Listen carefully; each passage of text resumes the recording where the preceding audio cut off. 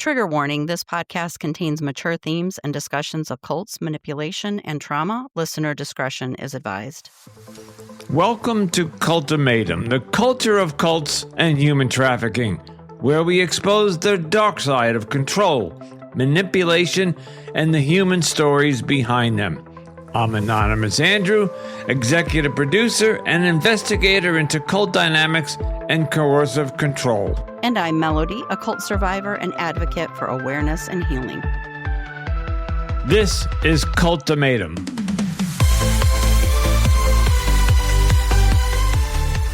Greetings and welcome back to another episode of Cultimatum Podcast, a culture of cults and human trafficking. And my name is Anonymous Andrew. And with me tonight is my co-host Melody, who is going to tell us who we have on the show today. Hi, Andrew. Today, we are welcoming back a familiar voice.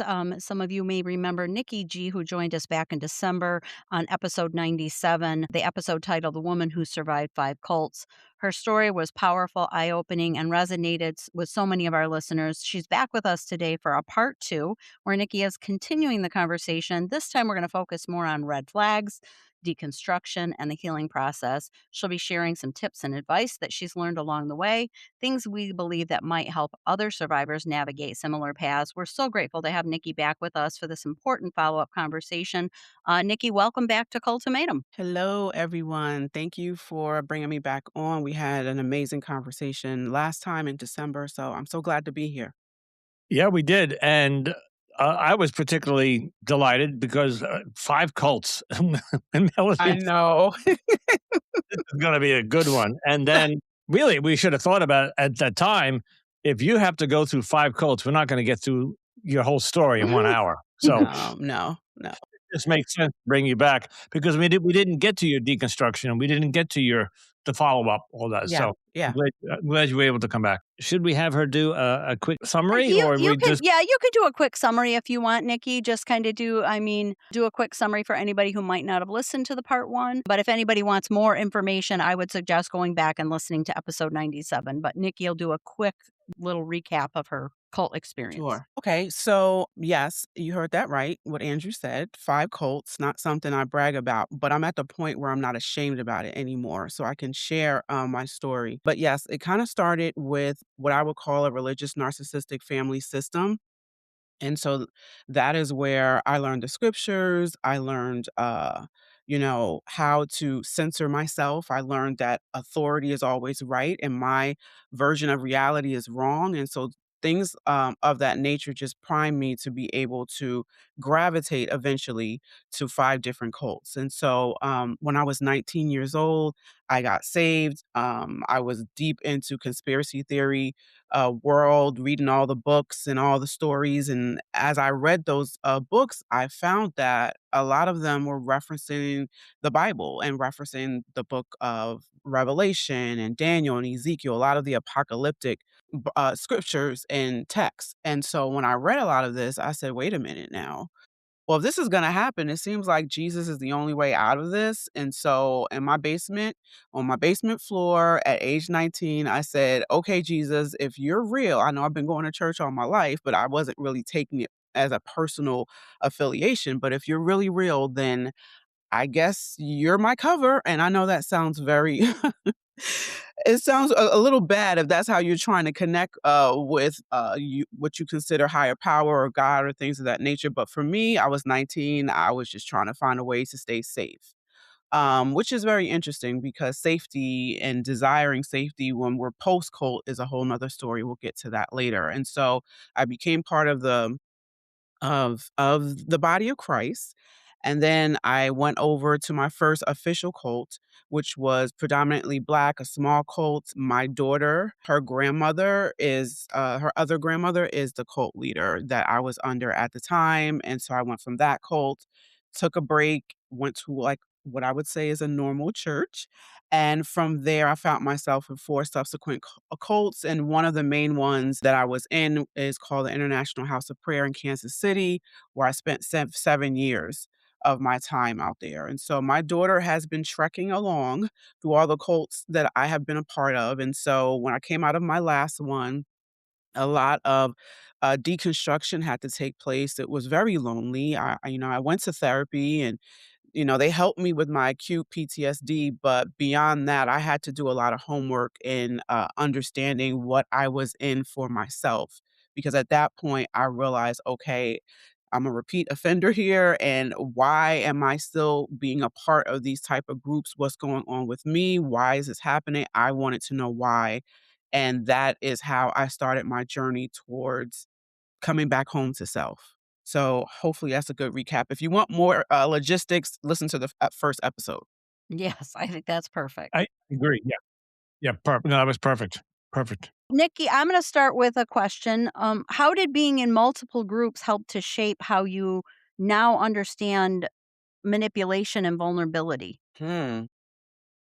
Wow, that's a good question. To be honest, it seemed like a majority of my life I have been around manipulation, gaslighting, all of those things. And obviously, I was unaware of that. But after starting to really, because the last cult I came out of, prior to that, I would jump from different groups and they call that cult hopping. I knew something was wrong. I knew I was wounded, but I just spiritualized the experience. So I didn't do quote unquote my homework beyond let me look in the Bible and see what the Bible says. Let me get prayer. Let me get encouragement for someone versus really looking at it from a psychological standpoint, a physiological standpoint. And so I just was kind of going around the merry-go-round being manipulated by multiple type of people because I really didn't understand. So it wasn't until that last cult I really said, "You know what? I'm not gonna spiritualize this anymore. I can't even touch the Bible. I'm so wounded." That is when I started to look for material on YouTube and Google, and this is when I started to find some of the experts in the field, and they started to talk about, information control, behavior control. They started to talk about Milu control. I started learning some of these cult terminology, and it helped me to understand. Oh, I've been brainwashed, or thought reform was taking place, and I started to understand. Okay, this is what is happening, and just understanding how things work will actually, encourage will give you a greater probability of it not happening again. It's not only the only thing, but that was a big starter point for me to be able to be aware and recognize it and the different experiences I had. Oh, absolutely. Awareness is gotta be a big part of that because if it I mean, I think we brought this up a little bit on the last episode, the same with unhealthy relationships. If you're not aware of why you keep getting into them, you're going to keep attracting a similar type of person. Right. So, that awareness makes you forces you to step back and look at it from an outside perspective. When you're in the inside perspective, it's hard to see Sure. the whole picture. And the thing to add to that is when it comes to manipulation, especially in a religious context, it is very difficult to detect that. Since you mentioned the dating analogy, if someone's dating trying to, get your number and they're pulling your leg or they're love bombing you, sometimes that's a little bit more obvious. But when you're in need and you go to a spiritual group or a religious group and you're in need of encouragement, guidance, what have you, the last thing you're thinking is this place I will be manipulated. Right. In this place I'm going to be taken advantage of. And because of that, our guards are usually down when it comes to this type of leader or this vocation. Oh, it's a pastor. They wouldn't do that. They wouldn't abuse me, Oh, it's my parents. They wouldn't do that to me. I'm a little older than both of you, but I remember growing up that any house of worship, a temple, a church, any brick and mortar building that had a steeple and a bell, that if you could walk in there and you were automatically safe. It was even like sanctuary. If you were an immigrant, if anything, if you were poor, you could walk into that church and somebody was going to help you. Today, that's not the fact. I mean, we don't need to get political, but if you're an immigrant, you go in there. They used to be that they would not arrest anybody inside of a church. Now they will, and then of course now it's no longer safe to be a child in church in many of these. So yeah, it has completely changed from.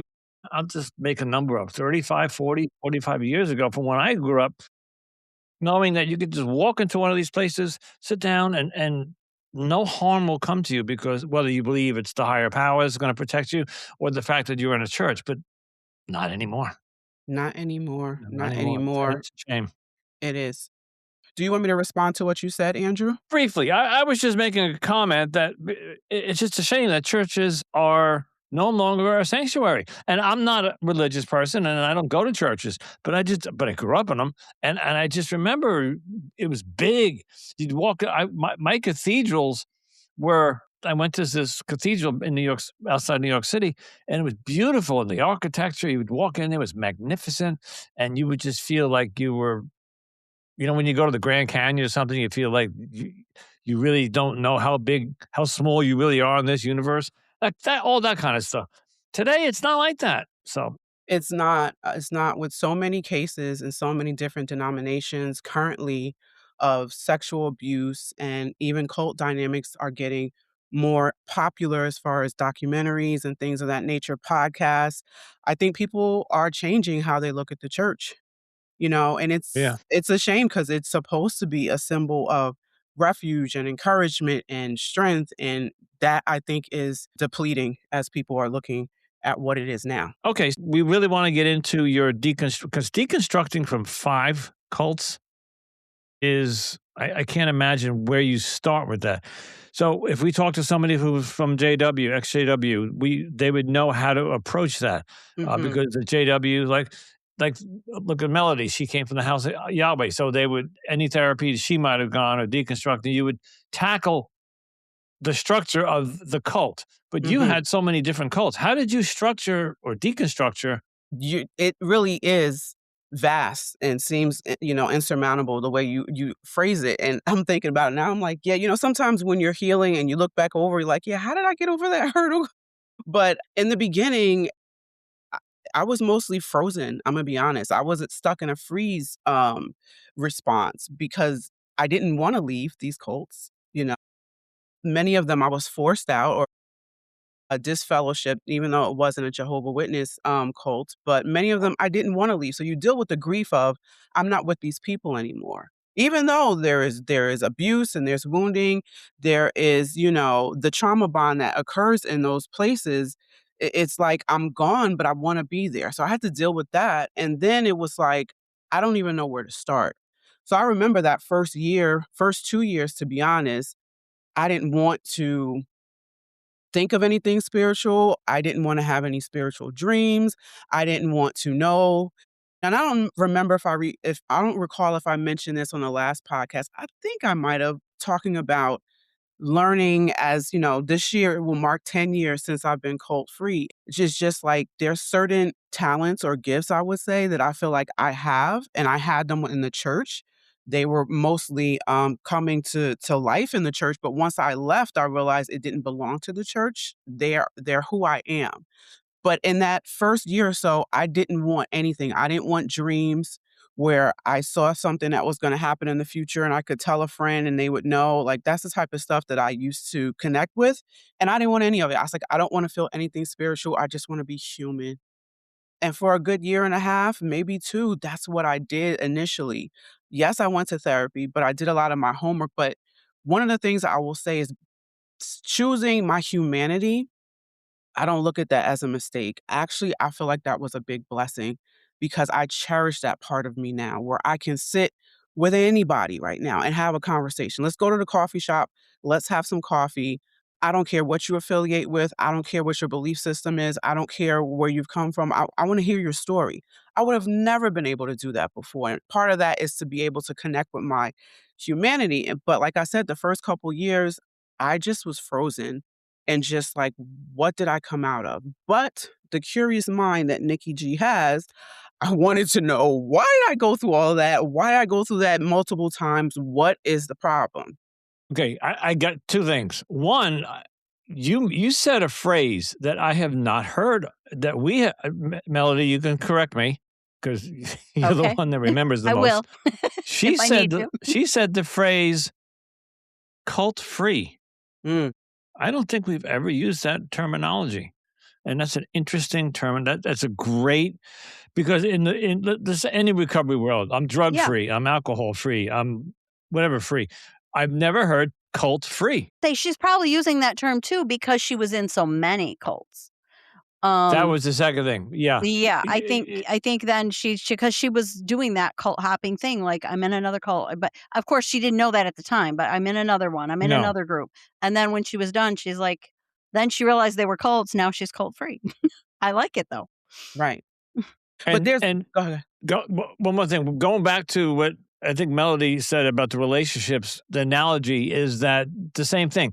People can go into relationships, like especially if you're in your 20s and 30s, young, and you just and they're bad for you. You pick the wrong person every single time. And so you said, like, why am I repeating this? Why am I going to the same bad cults or these organizations? They're pulling me in. It's the same thing in relationships. Any number. My other podcast is about relationships, and one of them was me. I was choosing wrong people for 10 years, and I wondered why they only lasted 8 months, 6 months, 12 months, and it's because I was not taking my own inventory, and we don't have to get into all that, but I can see how that applies in cults, that you were finding yourself right back Yep. into the doctrine and brainwashing all over again, just a whole new what did Right. they say? Different body, same face or Same something? yep. Whatever it is. Mhm. And to Melody's point, yes, cult free. And for the past 10 years, I have not been in an active cult. But just like someone who deals with addiction, I realize I still have the propensity to be drawn into a cult no matter what my progress has been, how much information I've learned, who I've worked with. I know that that propensity is there. However, there are certain things that I do to temper a lot of that to make sure I'm not doing that. Because I love to learn. I'm a nerd. So I like to read, I like to watch documentaries, I like to have conversations about life and just things in general, and so I will always be learning. But sometimes people that have that type of propensity can get drawn into certain groups and certain groupthink dynamics that they're not really aware of. A lot of times being drawn into a cult, especially if you're not born into it, if you're what they consider a first generation cult survivor, you had choice to some degree to walk into a cult. And, a lot of times it happens so quickly, you don't even realize what you're in. But that hunger for knowledge and learning, I mean, I like to learn about quantum physics and, Star Wars and Jedi mind tricks and Dune and Marvel and sports. So when you have somebody that likes a lot of different, ideas and thoughts and things of that nature, it's very easy to get swept in because all you need with social media, that combined with social media, is to connect with the person who seems to have the most information in the world. They've got the book that no monk has, and they have the information that they gleaned when they had dreams and they went up or downstairs or into the spirit realm. And that is very alluring. That is very attractive. That is kind of what people call like that mystical manipulation. You don't even realize you're being manipulated because it's just very alluring and attractive.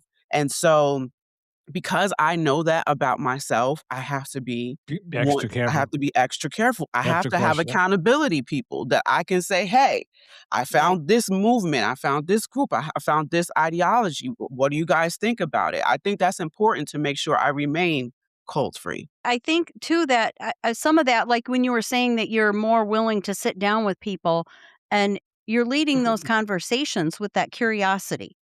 Instead of that us versus them mentality that cults like to teach. Mhm. So it's Yes, I think you've evolved into a more open-minded person, partly based on your experiences.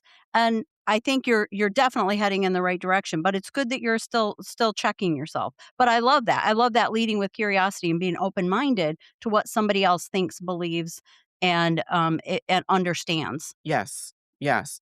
And the other thing on the flip end, some people might say, "Oh, Nikki, don't say that." The flip end is one of the things that's been very important to me in my deconstruction process, especially since now I work with clients and, podcasting and whatnot, not to become what I came out of.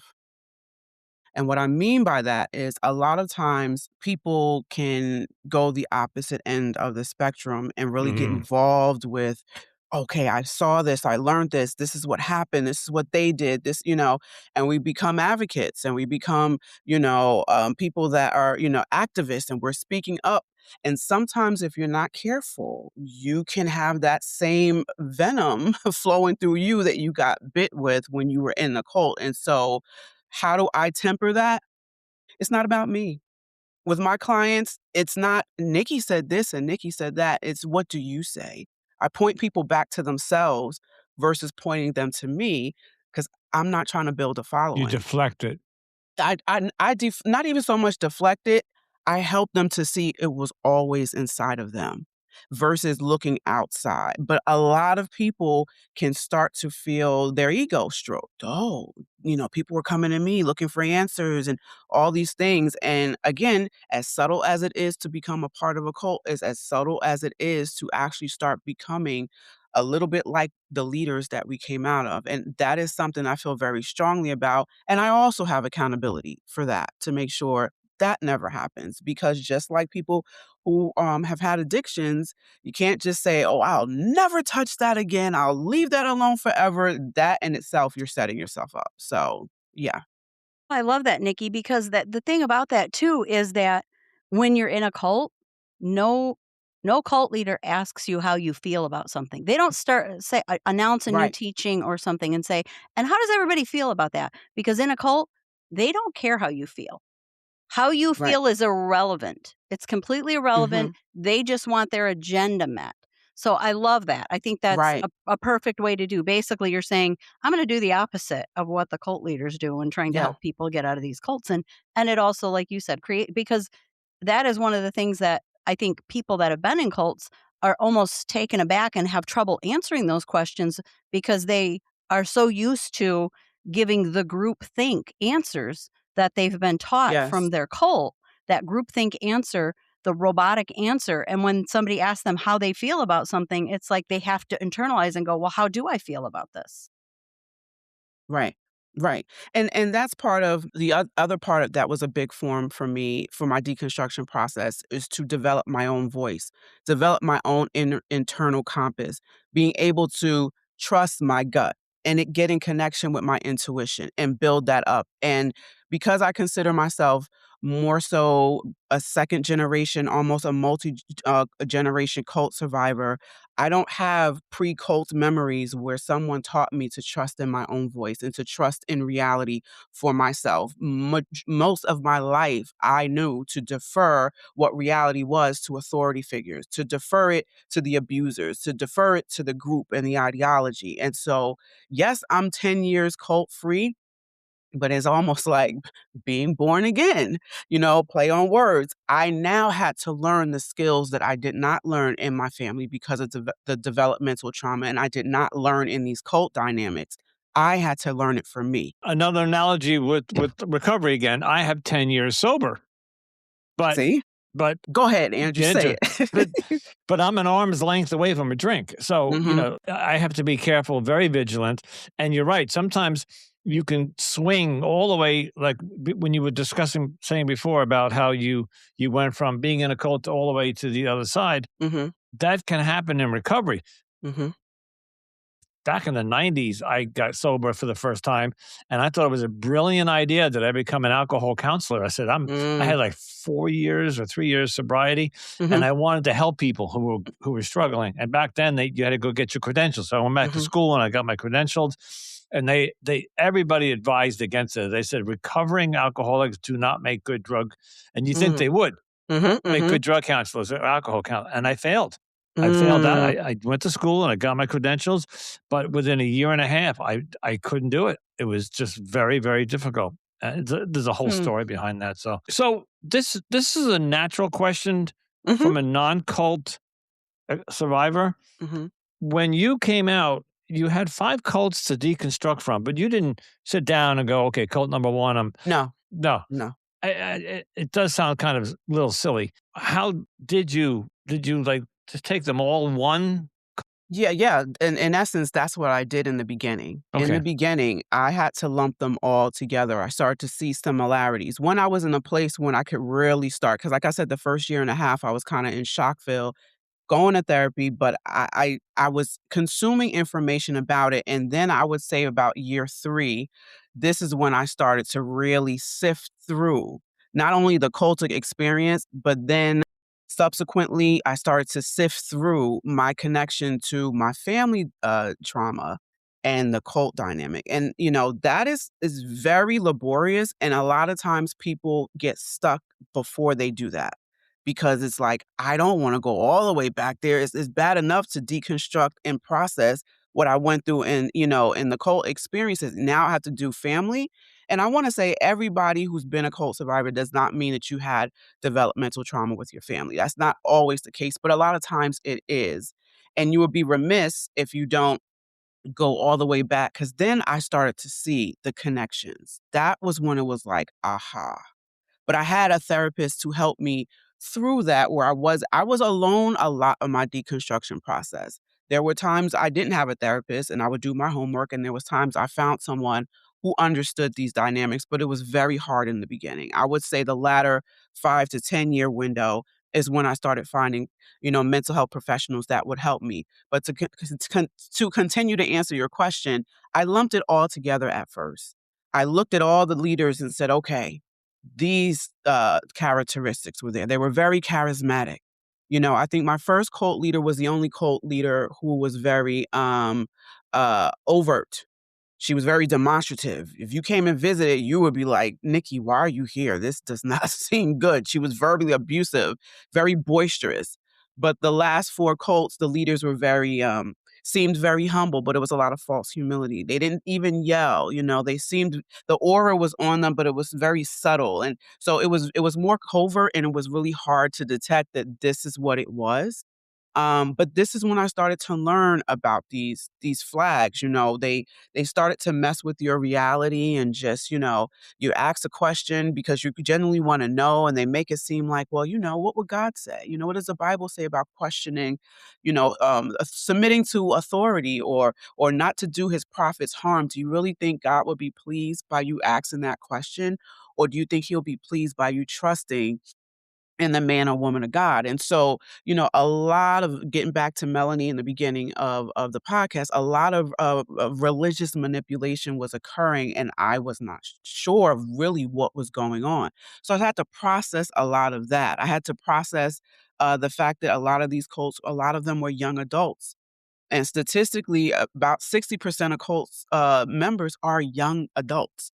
And just what that looks like for those who are in their not in their prime, but they're coming out of high school. Many of them are in their early 20s. They want to make impact in the world. They want to fight for justice. They want their voice to be heard. They're individuating themselves, and they find this movement, this group that's going to give them purpose, is what Yep. they want. And so, looking at all these things, I just started to say, whoa, but I did it in bite-sized increments because it can be very overwhelming when you start really looking at what you were in. You also, in my experience, at that young age, 20s, when you get to college, you join, I don't know, the computer club. You might join the book club. You want to, you have a sense of you want to belong to Belong. something. Right. And I think, Melody, we had it might have been, It just Dr. came up Ray. on, yes, Dr. Ray's episode Yeah. this last weekend, They exactly, are yes. now going on campuses, these Yeah. cults, and Oh, yeah. yeah, Oh, they've been doing They that it's for a while. amazing. they've been doing that for a while, Oh, yeah, they've been doing absolutely. it for, Yeah. but it seems to be more prominent now, and I don't know why the colleges are allowing this, knowing what's going on in, like you said, the documentary, this cult stuff. If I was the president of a college, any of them, whether it was an Ivy League or just a state university, I would shut them down. But a lot of what happens in cults and the forming of cults, a lot of it, I would say, is in the shadows. Unless it's very destructive, like the Waco cult, or Jim Jones or something like that. Unless it makes headlines, most of these cults that exist are in the shadows. And so, because we don't have legislation around, this being harmful and coercive control dynamics against people, they're not checking for it. These presidents of colleges, they want the money, they want the bodies in the seats. They're not thinking about that. They're expecting you, as a parent, to have done your homework to help inform your children that you're sending off to school, which is, I understand, that, but I think especially America, we are very our education level around cults is kind of very low, and considering other countries like the UK, they're very forward moving in, cult education, and over in Europe. But we are labeled as a Christian nation, and so you get more religious rhetoric than you It was do. founded under Yep. Christianity. Yeah. Yeah. So I yeah. I'd like to ask you something because you've mentioned it a few times, and I don't think we covered it in episode 1, part 1. Okay. And I'm curious about it. You coach people that are coming out of cults. Right.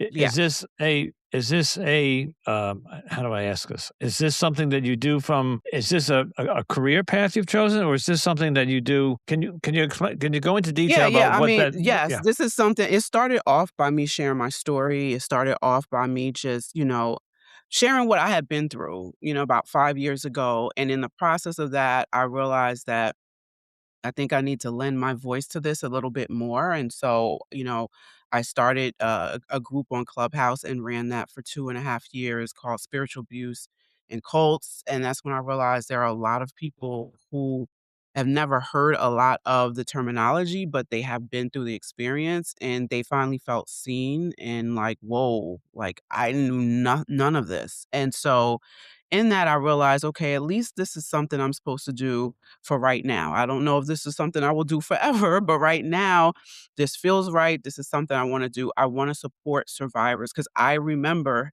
having little to no resources. I had to comb all the social media to find stuff. Now you have support groups with spiritual abuse and cult involvement. You have a lot more literature. You have more documentaries. And when I was trying to deconstruct, I didn't see any of that. I'm not saying it didn't exist.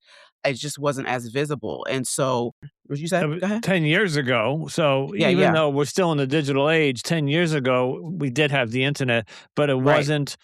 So there were two things missing. 10 years ago, there wasn't this cult explosion. Right. All these, like you said, these documentaries are now appearing now in the last couple of years. I think they seem to be all be made around right after COVID ended. So Yes, 10 years yes. ago, you didn't, while you were deconstructing and looking for help, it wasn't out there. It wasn't And out there. if it was, they weren't posting on social media. They were not easy to find. We'll be right back after a quick break. Don't go anywhere. More Cultimatum is coming up. But I mean, it's not an easy thing to walk through, this particular abuse and dealing with the traumatic effects Mm. afterwards. And so it can be a very lonely road, even if you have resources, let alone if you don't, Have Go ahead. Have you come across somebody? So uh, through your social media and through your travels throughout the internet, and you find somebody who approaches you and says, "Nikki, I just got out of the Mormon church. I just pick Mhm, one, mhm. and I'm struggling, and I loved what you wrote. You wrote something, and whatever it is that you attract. Have you run into any of them that were just so deeply buried and indoctrinated that they were something that you couldn't help them? Yeah, That yeah, absolutely, absolutely. I definitely refer out. I I know my lane you and know my when you've met the limitations. First of all, I don't, see clients that are still somewhat in the cult or they need an intervention. I will refer out to okay. organizations that I know actually do that work. And then I don't, see clients that are not in a safe environment. If they're still kind of maybe on the run, if it was really a destructive cult dynamic, again, I refer them to someone who can help them. I start off with clients that are somewhat stable and are at the place of, all right, I'm out, but I need They're understanding. willing to do the work. They're They're willing to do safe. the They're yes, not being yes, stalked. yes, Because we just a couple nights ago we had somebody on that was still being stalked. I think uh, yeah, there were cars parked out in front of her house. It might not have been like it was a couple weeks ago, but right, so yeah, no, that's probably safer for you not to get yeah, involved with somebody who's absolutely. still in or Absolutely. Especially if it's someone coming out, of a religious cult or, something that looks like a church, but it's a religious cult because, unfortunately, sometimes there are lawsuits that develop. Uh-huh. Mhm. You know what I mean? So you have to be careful, because some leaders don't like to be found out. They don't like to be, No. their parishioners telling what is actually happening in the shadows. And so I have to be, just as keen about who I help and support as I am about my own boundaries and supporting myself. So that is very important as well. And, sometimes people just wanna be heard, they're not ready to do the work. And I honor them in that place as well too.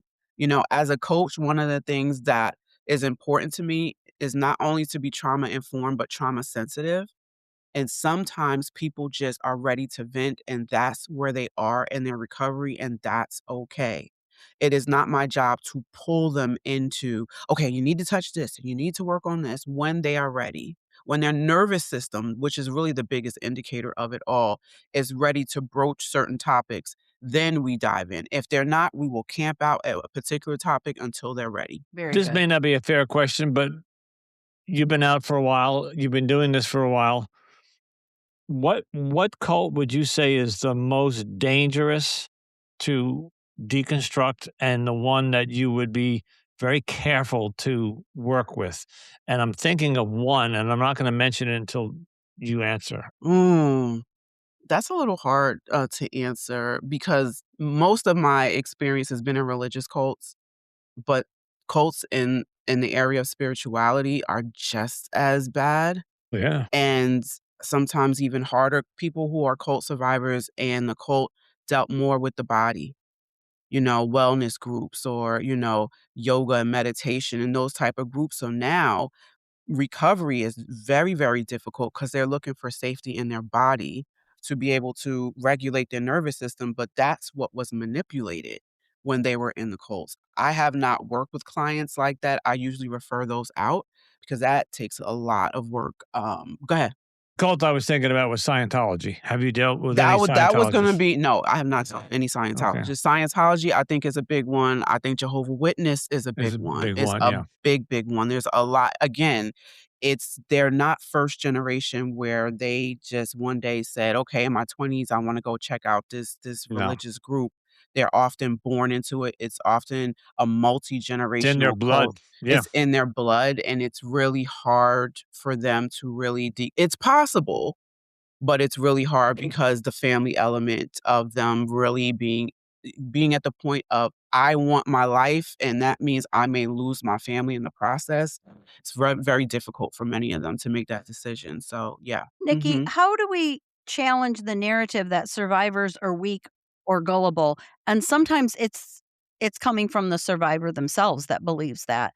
Mm, How do we challenge that narrative internally and externally? it takes time. I mean, I think I felt that way my first year out, to be honest, but I think those who struggle with, addictions, those who struggle with abuse and trauma and cult involvement are some of the most strongest people I know. What it takes to reset and build your life over after the abuse, after the trauma, after, the addiction, it takes a lot. It feels so much easier to just give up on yourself. It feels so much easier just walk away from everything and say, "I'm not doing this. This is too much work."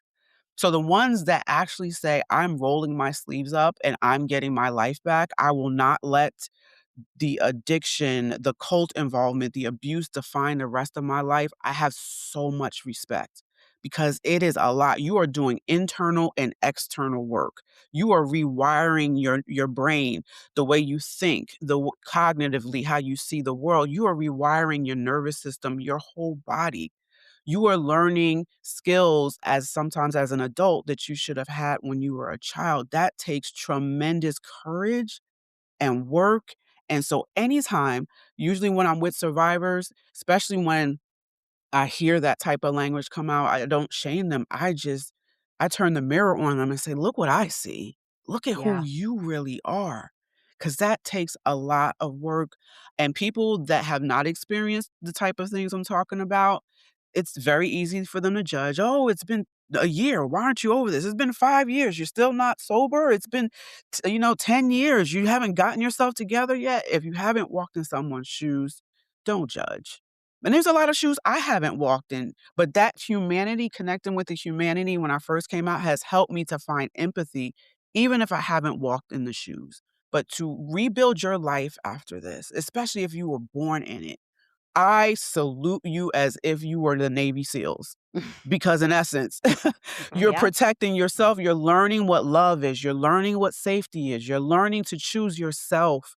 You're learning to see yourself through a whole new prism when you were taught that you were nothing, when you were taught that you weren't worth it.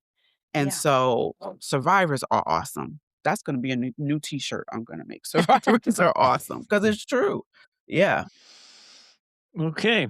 We always ask our guests a question at the end, and I don't know that we were able to There's ask 2 of them. because Yeah, two of we them. didn't I'm ask sorry, either right? one of them. One we Yeah. each asked, and in your case, I think it's really important to know if you well, you didn't hear the question yet, but I'm sure you'd be willing to answer it. Um, so I'm going to ask you. So going through 5 cults, Mhm. and you're out 10 years cult free. I just Mhm. love that phrase. I think it's almost like you coined a new phrase. Where are you today in your faith? Do you have a God? Do you have a higher power? Are you agnostic? I don't want to put words in your mouth, but I just want to give you some examples. When you wake up in the morning and put your feet on the ground, do you say, thank God for another day? Mhm. Or there is no God in your life? There is Mhm. just Nikki, and I'll let you That's fill in the blank. I love that question. I don't get asked often, and I don't Really? normally I well, Okay. No. I don't volunteer that information, but if I'm asked, I answer. So put it that way, especially when I'm dealing with different clients because, I want them to be able to feel like that I can see them through the eyes of wherever they are in their journey. Sometimes people like, "Oh, if you're not in the faith, then I can't, connect with you as my coach." I've had a lot of clients that are still a part of their faith, even though they've been through all that. But anyway, to answer your question, I no longer affiliate with Christianity. That has, been uprooted a long time ago, for me, and I feel more connected to myself now than ever before because of that. I'm learning more about being able to connect with myself, with people, with the land, and I'm proud of that. What do I affiliate with now? It's still to be determined. I don't consider myself an atheist. I do consider myself more of a humanist. I do, consider myself in the areas of spirituality, so I don't have a particular What label. what's a Eh. humanist? That's another Well, term. people that really believe that there's a lot we can do within our own humanity, that you don't necessarily always I have to agree. look out spiritually in order to get things done naturally. So, there are parts of the belief system of a humanist that I resonate with. But then I also, there are parts of me that resonate with spirituality. There are too many things that's happened in my life that have been spiritual before the church, in the church, after the church that may not be quantified on paper, but I know was real. And so I am still in that place where it's very ambiguous. I don't really feel like I fall under a particular label, but Good. I know that I am not a religious person anymore. So, I think that's the answer. Is there a God? I believe so. I believe so. Like I said, I'm not an atheist, although I connect with a lot of different atheists. I love them. I love the perspectives that they have. I don't always agree, but that's okay. It's okay. There's I like And that. like you said before, you would love a sit down discussion and have I love debates like that as long as they're civil and you're open to Respectful, saying yeah. I we agree to right and well, we agree to disagree. But well, not even debates is what I was referring to. I was mostly referring to just being able to have a conversation. I know when I was in the religious circles, I would not be able to have a cup of coffee with somebody unless I knew their affiliations. And then how deep are you? How saved are you? right, How in this? And if you're only on the outskirts or you're in the gray area, as they would say, that was very bad, then I would not commune with you. I wouldn't have a cup of coffee. But now my point is, I'm not afraid I would have coffee with a yeah, Satanist. yeah, That's your belief. That's not my belief. yeah. but that's yours, and I can still find the humanity in it I'd and like see to you be as a there when you person. do it with the Oh. same. That would be really amazing. No, but, for me, that is very, like, redemptive and restorative that I'm not looking at you, "Okay, where do you affiliate? What do you believe?" before I can see your humanity and connect with you. I think that that's erroneous, and I would have It's missed out on amazing relationships had yes. I been thinking like that, It's you amazing know? to see that, and really what that is dropping and letting go of that us versus them mentality that a lot It of is. cults and churches really like to push. They like to push that Yeah, agenda that if you're not with us, you're against us. If you're not in, you're out. exactly. Yeah. Yes, yes, and it took time to get to that point, but as I started to not really have an affiliation and also connected more with my humanity, it helped me to see others just for, "Hey, Tom. Hey, Karen," "Hey, Keisha. How are you doing?" And so when I have people that are potential clients, I see them as who they are, not, "Oh, this is my label, that's my label." Right. Mm-mm, Good. Right. mm-mm, I love Good. that. mm-mm. Kudos to Nikki because it seems like those last 10 years she did a lot of work because I Yeah. can tell where she is today that she's come a long, long way. Okay, Yeah. Melody, your turn. Yes. My question is if there's somebody listening that might be in a similar situation, maybe has been cult hopping and they happen to be listening to the podcast and maybe they're starting to have doubts, maybe they're starting to see little cracks and starting to see the red flags. What would be your words of advice to them? Are they still in the cult or they're I would they're say they're in post-cult the like cult, that? but they're starting to have doubts. Mm, yeah, starting to have doubts about the system in and of itself. Yeah, I would encourage them not to turn off what they see, not to ignore it. I know it can be scary not to ignore it because then it's like if I start to actually accept what I'm seeing, how can I survive in an environment such as this? But oftentimes, our bodies are sending signals to say something is not right here. That doesn't mean something's wrong with you, but something's not right in the environment. And so I would really encourage them to pay attention to the body's cues, your intuition, your gut instincts that are saying something is wrong, and then you might need someone to help to validate that in the beginning, and it most likely, will not come from the group you're in, the environment you're in. You're gonna have to kinda go out, and if you say, "Nikki, I don't know who to start to look at or who to talk to," start with the internet. If you're able, there's a lot of information on the internet about cult dynamics, about what cult markers look like, about cult leaders. Watch a few documentaries. Will that increase possibly your gut instinct that something's not right? It will. But Yes. then part 2 is what do I do with what I know now? That's when you see if you can get help or people that work with helping to extract people from cult dynamics. I know Stephen Hassan has a program like that. There's another young lady from a group called People Leave Cults, and they do intervention in helping people to be extracted out of cults. So, that will kind of be the next step to get the knowledge, get to safety, and then start to really unpack the experience post cult. And I think you said something that's very key, and it's been brought up from time to time on here. Today in 2025, there is no reason that I gotta be careful how I say this. If you're approached by somebody and it said, "Hey, come join our this Sunday we're getting together because I found a new religion or I found a new group of people," there is no reason why you can't sit down on Google and just put that name in there and Mhm. then do a little research. Take 5 Mhm. minutes, do a little research before you go join, Mhm. sit down and or maybe go and see what it's about, and then go home and research, however. But we didn't have that, like we said, 10, Right. 15, 20 years ago. Right. Even if we had the internet, the information was maybe not available, but Right. today it is. It is. Right. So let's say Andrew, anonymous Andrews, I'm a guru. I start a cult, and I invite 20 people to come listen to me. But you can go on and look up anonymous Andrew has all these bad, don't go there. So Mhm. it's there, and people should do that without don't join even a job. If you go on a job interview, check the company out first. Yeah. Yeah. Just do your due diligence. So But sometimes, checking the company out, checking the church out, checking the group out. I encourage people to do that. What Andrew said is key. But there is more of an indicator that something's not right than what's on paper, because on paper, some of these groups can look perfect. The website can look amazing. It can draw you in. But when you're in their presence, what does your body feel?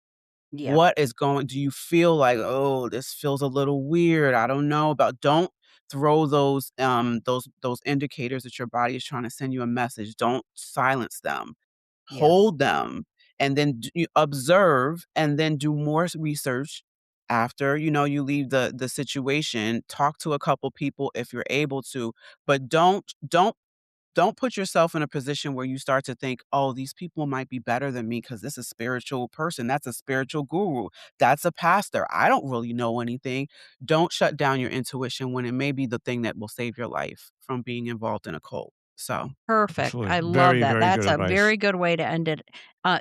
Nikki, we want to thank you so, so much for coming back, diving a little deeper, going into these deconstruction and red flags and the healing process and giving some of these tips and words of advice to our audience. It's so appreciated. thank you, Yes, thank you. Melody. Yeah, Thank you for the work you 2 are doing. Keep it up. we are. We're That's the 2026 is plan. just getting started. Yeah. We got a lot of bookings coming up, and we're very happy Good. about that. So, Good, Yes. good. but thank you for taking time again to come back, and Sure. yeah, good luck with your work. You're doing great work. I hope you really Thank help you, Andrew. many people. All right, Yes. Thank everybody. you. Nikki, thank you. And once again, we want to thank Nikki so much for coming back and having that follow up conversation with us, diving a little deeper into the deconstruction, the healing process, and the red flags. Uh, I think we needed that yeah. a little bit of closure from her, and it gave us this opportunity to ask her those last two questions that I'm sure the audience, especially the faithful listeners, at the end of her last Mm-hmm. episode were like, Andrew and Melody did not ask their typical questions. Literally, we just ran out of time, guys. And I will say this just as an observation. I think almost 8 out of 10 that we asked that question say that they no longer believe in God. They're an atheist or an agnostic. So when she gave her answer, I didn't hear whether there was a God or not. That's why I directly Yeah, said to her, she "Do almost you believe in God?" circumvented it. She did. She did, but I think she did, and yeah, and of course we're not gonna. I don't want to make them answer, but I just said, "Let me ask her straight out," and she said yes, and that's unusual because we don't usually get people. But right. I'm not judging. I'm just saying No. it's an unusual answer for No, and I our think that guest. and I was almost gonna ask her, but I didn't. I knew it was just gonna drag the episode, and we were already toward the end, and I was gonna say, "Do you Yeah. believe in the God Yep. of the Yep. Bible?" And I thought, "Don't go there, Mel, because you're opening a No, can of don't go. Oh worms." no, no. And I was like, No. this episode is right at the tail end of being close to an hour already. Don't you're that'll Part three go." would have been Yeah, born. exactly, exactly. I'm like, "No, we're not we can't open that can of worms. That's a whole nother episode." So I didn't go there, No, but but I would like her to come back because after we recorded, finished, she said there was some things she didn't get to say. So maybe, I don't know, several well, months down the she road, did feel especially, that she got to the red flags and stuff, but like you said, if she right, she definitely did. she writes a book or But something like that. but if she writes a book, we'll definitely have her back. So, all Yes. right. So, So, thank you very much, Nikki, for joining us again. yes, thank you to Nikki, and as always, thank you to all of you for tuning in to Cultimatum. We do appreciate your support in our mission to expose the truth and highlight the voices of these survivors. If you're enjoying the show, please take a moment to rate and review us on Apple Podcasts and Spotify. It really helps more people find the podcast. And don't forget to follow, share, and keep tuning in to our latest episodes. You can also follow Cultimatum on Instagram, TikTok, Pinterest, and YouTube for additional content and updates. And be sure to join our Facebook community, Cultimatum Podcast, where we dive deeper into these important topics and remind you when new episodes are available. And if you are a cult survivor and you're looking for additional support and connection, we invite you to join the Cult Escape and Healing group on Facebook. You can find more information about the studios that produces Cultimatum. It's called the Anonymous Andrew Podcast Studios. And you would head over to the Anonymous Andrew Podcast Studios.com. Or if you want more information about our this particular podcast, it's cultimatumpodcast.com. And if you have a story related to cults or human trafficking that you would like to share on the show, reach out to us at cultimatumpodcast@gmail.com. And if you'd like to support the show, you can do so by using the link in the top of every episode to buy us a cup of coffee. You might listen to some other cult podcasts, and I heard one today, and they have a Patreon account. What a Patreon account does is you pay per month, and you get excluded content that the free listener doesn't get. We're not doing that. We're Right. just having sponsors, but we do have this volunteer a donation link. So we would appreciate any kind of donations in the show notes. It's called Buy Us a Cup of Coffee, and that is how we get Yes, and it's very how we keep similar the to lights on. Patreon. It's just a different donation It's similar, platform. but you're not tied into it. Right. Right, you're not locked into it. Like Patreon, Right. you're locked into it, I think, for whatever. Right. So as always, stay safe, stay informed, and remember, you are not alone.